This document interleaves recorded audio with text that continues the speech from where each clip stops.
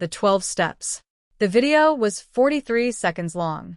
I know because I've watched it 22 times since the day it was posted. The way you press on a bruise to confirm it hasn't healed.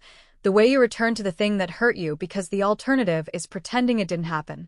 My sister filmed it on her phone from behind a rack of clearance blouses at Holloway's department store, holding the camera perfectly still with the patience of someone who believed she was finally catching a liar in the act.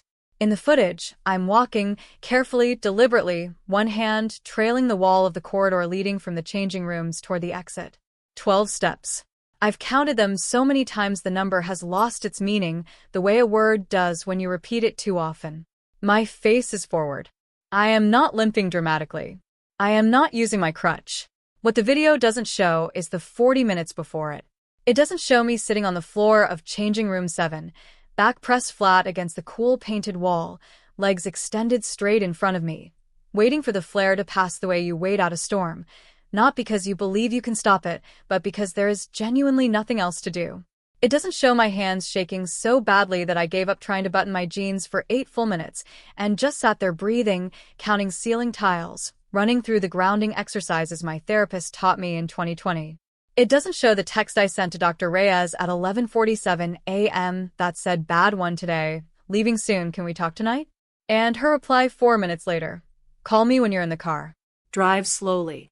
It doesn't show the sales associate, a young woman named Destiny, according to her name tag, who knocked softly on the changing room door and asked if everything was okay, and who, when I said I just needed a few more minutes, went away and came back with a paper cup of water and set it outside the door without a word, the way certain strangers do when they understand something without needing it explained. The video shows 12 steps. 43 seconds. Nothing else. My sister sent it to the family group chat, 41 members, spanning 3 generations, with the caption, "Caught you. Totally fine. No crutches. Liar." By the time I reached my car, there were 41 laughing emojis, 6 fire emojis, and a reply from my Aunt Greta that said, "I always knew something wasn't right." My mother had added a prayer hands emoji, which I have spent considerable time since trying to interpret and have concluded is uninterpretable. I sat in the parking lot for 11 minutes. The sun was flat and white through the windshield. I watched a father lift a toddler into a shopping cart. I watched a couple argue quietly beside a minivan, too far away to hear but close enough to read the shape of it. One person gesturing, one person very still. I watched normal life happening in a parking lot while my phone lit up with my family confirming, one emoji at a time, the conclusion they had reached about me years before I got sick and never revised. Then I called Dr. Reyes. "My name is Claire Whitmore. I am 34 years old. I have systemic lupus erythematosus, SLE, which I was diagnosed with at 26 after 3 years of being told by a rotating cast of physicians who didn't yet have the full picture that I was anxious or depressed, or perhaps both, or simply constitutionally prone to illness in a way that was unfortunate but not clinically remarkable. The diagnosis came on a Tuesday in November. Dr. Reyes sat across from me in her office, which has a window that overlooks a courtyard with a small fountain that runs year-round, and she explained what lupus was and what it would mean for my life going forward. She was thorough and honest and careful. I asked 3 questions. I wrote the answers in a notebook I still have. She said, "This is manageable. It is not curable, but it is manageable. And that distinction matters." I have thought about that sentence approximately 4,000 times since. I also have secondary Sjogren syndrome, which arrived 18 months after the lupus diagnosis with the energy of an uninvited relative who has nowhere else to go and settles in without apology. On good days, I move through the world at a reduced but functional pace, slowly, carefully, the way you navigate a house you know well in the dark, trusting your memory of where the furniture is. On bad days, I do not get out of bed. On very bad days, the bed itself is an achievement I'm grateful for. There is nothing visible in the gap between these 2 states. This is the central cruelty of invisible illness, the thing that people who have not lived inside one almost never understand. The moments when you manage to function look, to anyone watching from behind a rack of clearance blouses, exactly like proof that the rest was theater.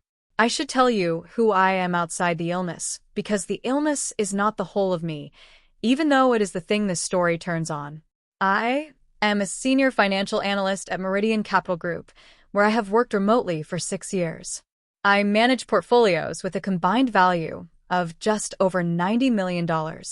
I was promoted 3 times in 5 years, which my manager Sandra described at my last review as an almost aggressive rate of advancement, and which I have never mentioned to my family because the conversation would require explaining the job in enough detail that the salary would eventually surface, and I was not ready for that conversation.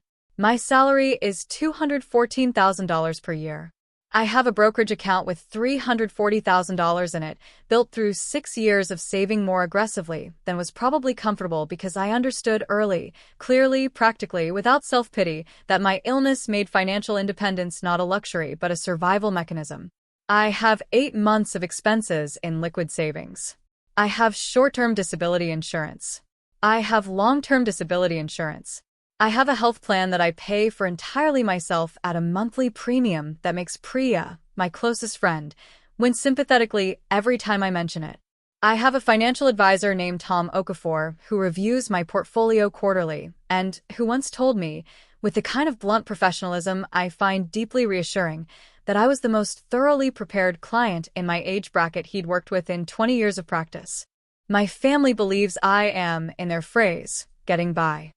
They believe the remote work is a concession my employer makes because I am too sick for a real office.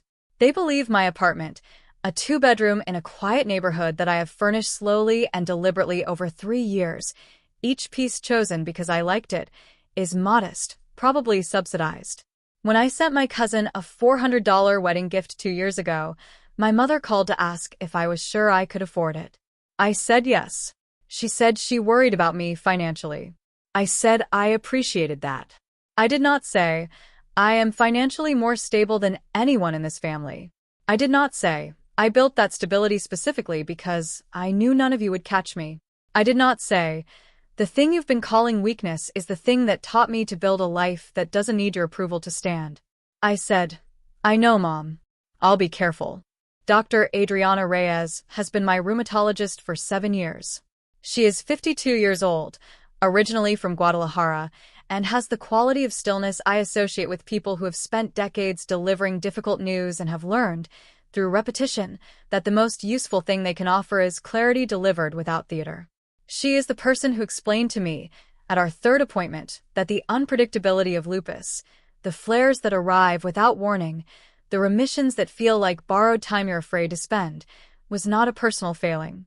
She said it the way you say a thing you've said to many people who needed to hear it badly enough that you've made a practice of saying it well. I cried. She handed me a tissue and waited. She did not rush me, did not look at her watch, did not soften the information to make it easier to absorb. She just waited until I was ready, and then we continued. She is also, as a matter of relevant fact, one of the most respected rheumatologists in the state. She published a paper in 2019 on lupus flare pattern prediction that was cited 11 times in subsequent research, including once in the New England Journal of Medicine. She has served as a medical expert witness in 6 legal proceedings. She teaches a seminar on autoimmune disease management at the University Medical School twice a year. There is a photograph on the wall of her office. She has never mentioned it to me, not once in 7 years, of herself at a state health policy event, shaking hands with the governor, both of them squinting slightly into the same sun. When I called her from the parking lot and described the video and the family group chat and the 41 laughing emojis, she listened without interrupting.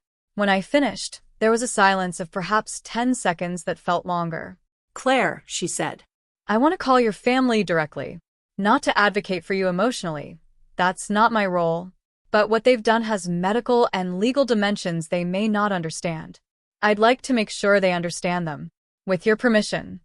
I said, yes. She said, good. Go home slowly. Eat something. Call me tonight if the flare worsens. I drove home slowly. I ate soup. The flare worsened to about a 6. I called her at 8 and we talked for 20 minutes, half clinical and half something warmer, the way our conversations have become over 7 years. She said she'd make contact with my family the next morning. I want to tell you about Thursday, 4 days before the Saturday meeting, because this is the part that doesn't appear in the version of this story that people expect, and it is the part one most need you to understand. I woke at 7 without an alarm, which almost never happens during a flare cycle. The light through my bedroom curtains was the particular pale gold of late autumn mornings, the kind that makes everything look provisional and quiet. Montague, my cat, enormous, orange, philosophical in his indifference to human distress, was asleep in a rectangle of sun on the floor with the self-satisfied stillness of a creature who has fully solved the problem of existence. I lay there for a while just watching him, which is a thing I do more than I probably should and feel no guilt about. I made coffee. I stood at the kitchen window while it brewed and watched the street below organize itself into a morning. A man with a large black dog that stopped every 6 feet to investigate something invisible. A woman in scrubs moving with the purposeful speed of someone already late. 2 children racing each other to a school bus with a specific abandon of people who do not yet understand that bus's weight. I felt, for the first time in 2 weeks, something close to ordinary. Not fine, the pain was still there at a 3, which is background noise I've learned to carry, but ordinary. Present. Mine. I had a 9 o'clock video call with my client in Denver, a portfolio review for a foundation endowment that had performed better than projected in the third quarter. My client, a careful man named Robert, said, "I have to say, Claire, I sleep better about this fund than I have in years," and I thanked him and meant it. At noon I had lunch with Priya, who is a civil engineer working on a city infrastructure project that is going badly in ways that are structurally fascinating and bureaucratically maddening, and who has been my closest friend since we were 22 and studying for exams in the same graduate school library. Priya is one of approximately 4 people in my life who has watched me navigate this illness for years without ever once suggesting I was exaggerating it or pushing through it in ways that implied she thought I could push through it harder. She asks how I am with the genuine intention of knowing.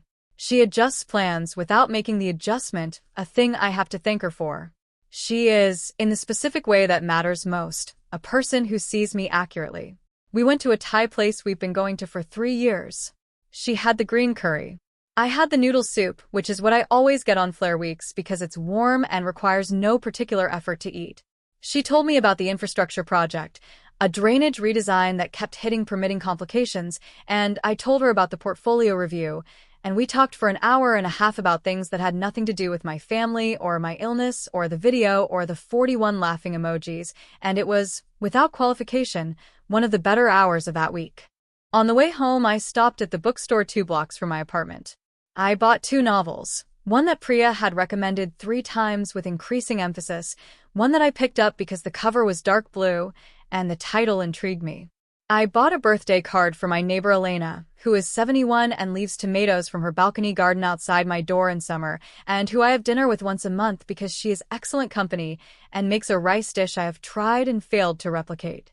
I walked home slowly, crutch in my right hand, bag in my left. Nobody filmed me.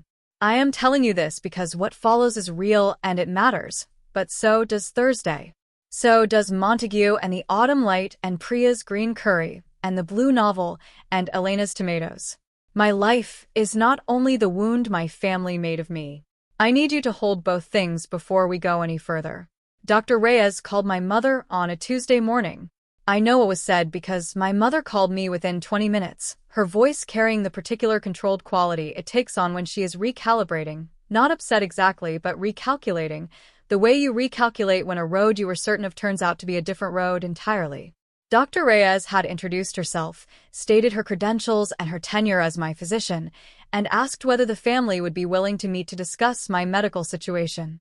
She had used the word meet, not talk, not chat, and had included the phrase legally relevant dimensions in a sentence near the end, which my mother told my sister meant she was serious, which she then relayed to my father, who put down his newspaper and came to stand in the kitchen doorway in the way he does when something has shifted from background concern to foreground problem. The meeting was set for Saturday afternoon. My parents' living room. Whoever wanted to attend could attend. Dana called me Thursday evening. She sounded different from usual, less certain, more careful, like someone testing ice. "Is this really necessary?" she said. "You posted a video to 41 family members accusing me of fraud," I said. "So yes. I was concerned. I genuinely thought. You thought you'd caught me, I said. That's not the same as concern. She was quiet. Then, are you bringing your doctor? Yes. Claire, I didn't mean to. I know, I said. And I did. This is the part people find hard to believe, but it's true. I believe Dana did not set out that day to cause harm. She set out to prove something she was already certain of. The harm was incidental to the certainty, and the certainty was something the whole family had been building for years, brick by brick, out of every instance where my illness was inconvenient or invisible or didn't match what they expected illness to look like. That's the thing about this particular kind of damage. It doesn't require malice. It just requires a story that everyone agrees on, and the collective unwillingness to revise it when the evidence changes. Marcus called Saturday morning. Unexpected. I'm going to be there, he said. Not as a question. Okay, I said. I've been thinking, he said, and then stopped. Okay, I said again. I'll see you there, he said, and hung up. Saturday. My parents' living room has not changed in any way I can meaningfully identify since I was a teenager. The same sectional sofa, reupholstered once in approximately 2015 in a fabric so close to the original that the change registered only in the slightly newer smell of it for a year afterward. The same framed prints above the fireplace, a lighthouse in blue and gray, an abstract my mother bought at a gallery closing sale in 2003 that she's never liked, but has also never removed because at this point it's simply part of the room. The same candle burning on the side table, something called fresh linen that has always struck me as aspirationally named. Dr. Reyes and I arrived at 2 o'clock.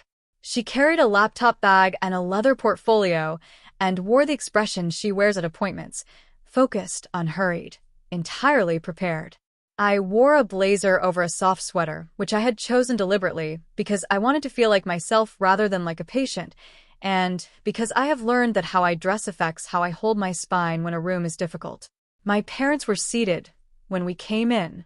Dana was on the sectional. Marcus was standing near the window with his arms folded, not aggressively, more like a person who wasn't sure where to put himself and had settled on standing as a neutral solution.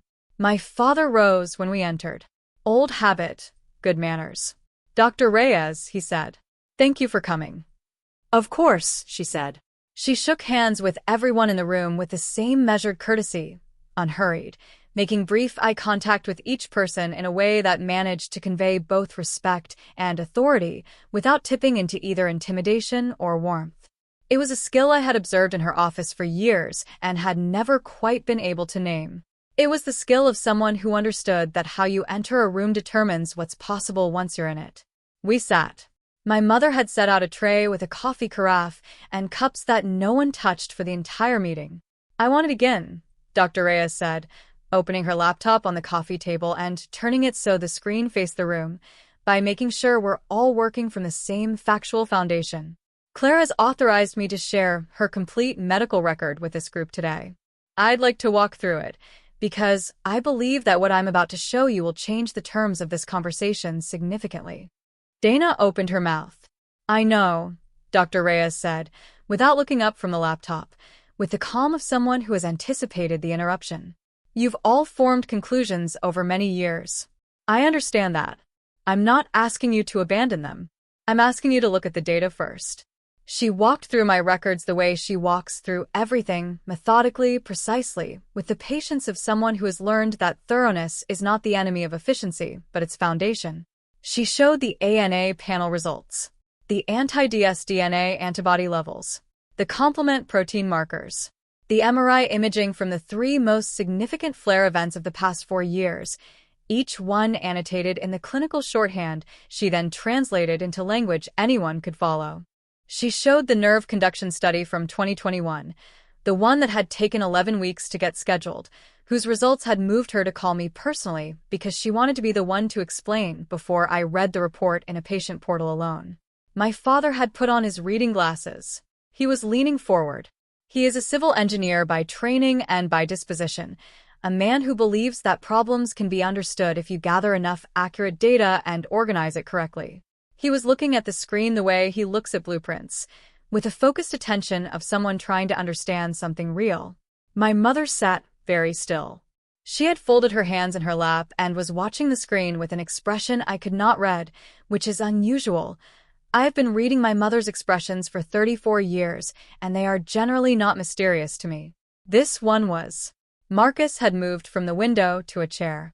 He was looking at the floor, with a specific quality of attention that means someone is listening more carefully than their posture suggests. Now, Dr. Reyes said, I want to address October 14th directly. She had a copy of the video. I watched Dana absorb this.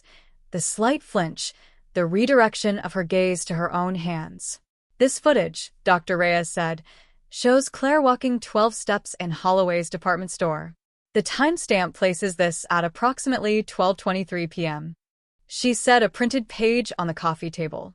This is my clinical note from October 14th, initiated at 11:49 a.m., when Claire texted me from the same location to report a moderate to severe flare. She described joint inflammation in her right knee and hip rated at 7 out of 10, fatigue at 9, and active difficulty with ambulation. These indicators are fully consistent with her imaging and her documented flare history. She paused. Claire spent approximately 40 minutes in a changing room at Holloway's managing a significant flare event. She then mobilized to walk to her car. The 12 steps captured in this footage represent the end of that mobilization, not evidence against it. The room was quiet. What you filmed, Dr. Reyes said to Dana, with the same measured, uninflected tone she had used for everything else. No accusation in it, no performance of outrage, is not a person faking illness. It is a person with a serious chronic condition managing a flare well enough to walk to her car. Those are not the same thing. And I think you knew they might not be the same thing, and you filmed it anyway. Dana's jaw tightened. She looked at the wall. Her eyes were bright. I'd like to discuss, Dr. Reyes said, what the distribution of this video constitutes legally. She reached into her portfolio and produced 3 printed pages, which she set on the coffee table with the same precision she brought to everything. I consulted a patient rights attorney earlier this week.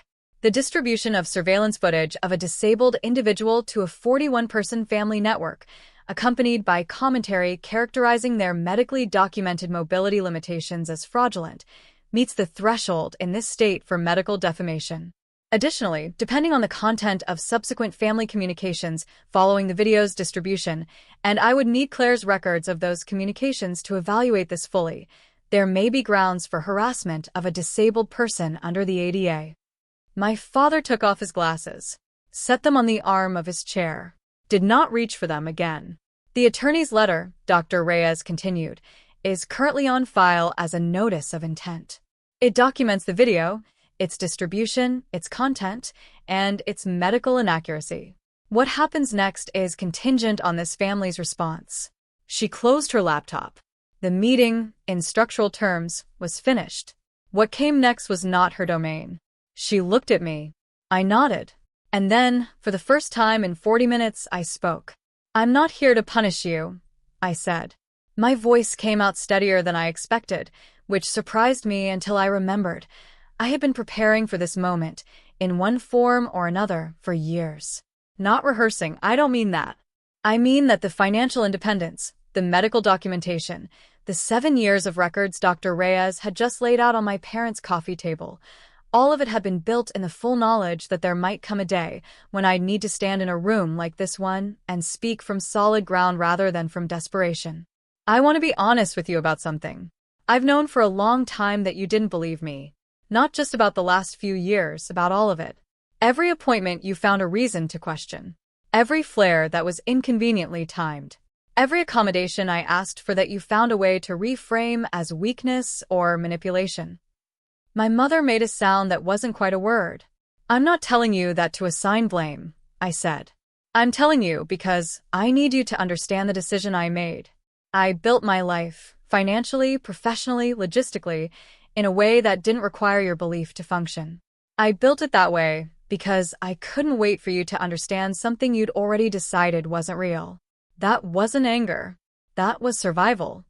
I looked at my father because he was the one who was looking at me. I have $340,000 in a brokerage account. I earn $214,000 a year. I have managed $90 million in client portfolios this year. I am not getting by. I have never been getting by. I built a life that could hold me without any of you catching me because I knew you wouldn't. My mother said, Claire, let me finish, I said. Gently. The attorney's letter stays on file regardless of what happens today. The video is documented. Whether anything comes of it legally is a decision I haven't made yet. What I'm asking you to make today is a different decision. I stopped. Steadied. Stop deciding what I'm capable of before you ask me. That's it. That's what I need. My father said, What do you need from us? I had not prepared for this question. I had prepared for denial, had scripted responses to it, had practiced the particular calm required to face a wall and not break against it. I had prepared for anger, for my mother's tears deployed as deflection, for Marcus's silence, for Dana's certainty reconstituting itself in real time. I had not prepared for my father, practical, reserved, a man who trusts data and has spent this afternoon looking at data and updating accordingly, to ask me, in a voice with something fragile in it, what I needed from him. I said, I need you to try. He nodded. Once. The nod of a man recalculating the structural integrity of something he built on a faulty assumption. I want to be honest about what happened after because honesty is what I owe this story. Dana did not speak during the remainder of the meeting. She sat very still and looked at the middle distance, and I could see her working through something, not performing it, actually working through it, in the effortful way of a person dismantling a conviction they'd invested in for years. She texted me 4 days later. The text said, I'm sorry I didn't try to understand. I thought I was helping. I read it 3 times. I replied, I know. We have not yet had the longer conversation that is waiting for us somewhere in the future, and I am not rushing toward it. I am letting it come when it comes. Marcus drove me home that afternoon without being asked. He appeared at the door when Dr. Reyes and I were putting on our coats and said, I'll take you. The way people say things when they need to do something useful, and this is the useful thing available. We didn't talk much in the car. He carried my bag to my apartment door. We stood there in the corridor for a moment with the awkwardness of 2 people who have been strangers inside a family and have just, in the course of an afternoon, become something else. They don't know what yet, but something else. He said, I should have said something. Before this. I said, yeah. He nodded and left. That was enough. It was more than I expected. My mother has called 3 times since then.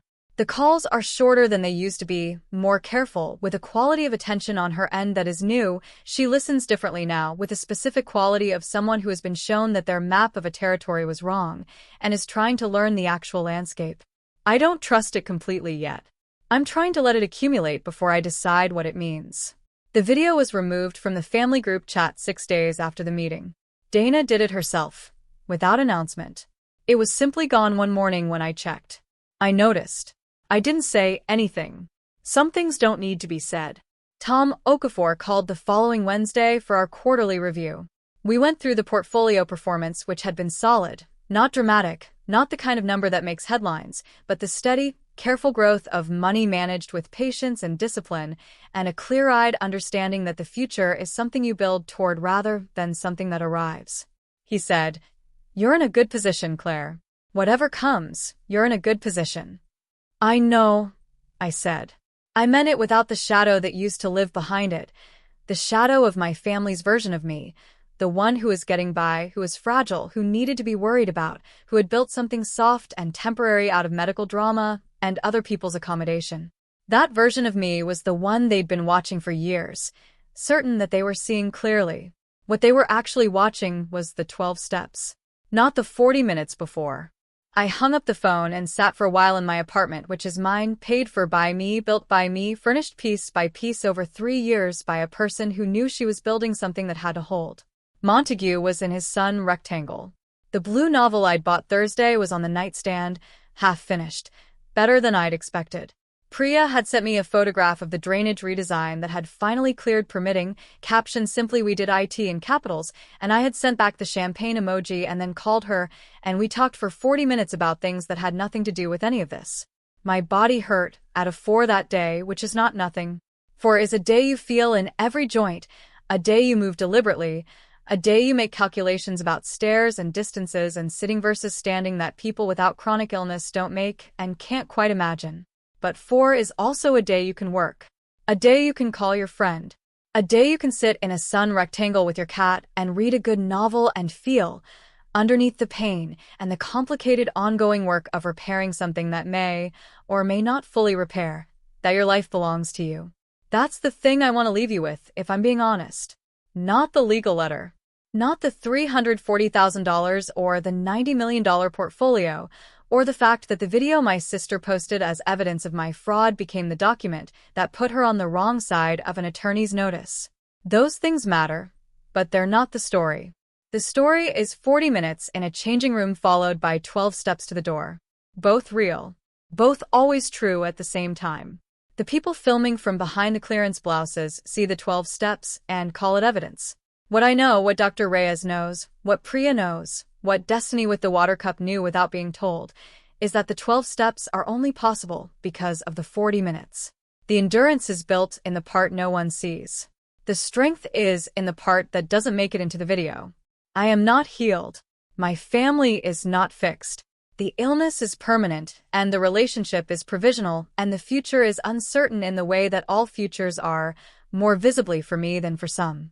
But I stood in that room on a Saturday afternoon with the truth laid out on the coffee table, and I did not apologize for it, and I did not flinch, and I went home slowly in my brother's car with the autumn light going gold through the window. That, I have decided, is something. If you are watching this because you recognize something in it, if you have spent years being told that what you experience is too much or not credible or conveniently timed or somehow a choice you're making rather than a condition you're carrying, I want you to know this. Documentation is not drama. Building your own stability when the people who are supposed to catch you have decided not to believe you is not selfishness. It is not bitterness. It is not performing your suffering for an audience. It is survival. And survival, when it's done carefully and over time, looks a great deal like power when the moment finally comes. The 12 steps were real. The 40 minutes were real. Both of them are always true at once. Don't let anyone film the 12 steps and call it the whole story. It never is.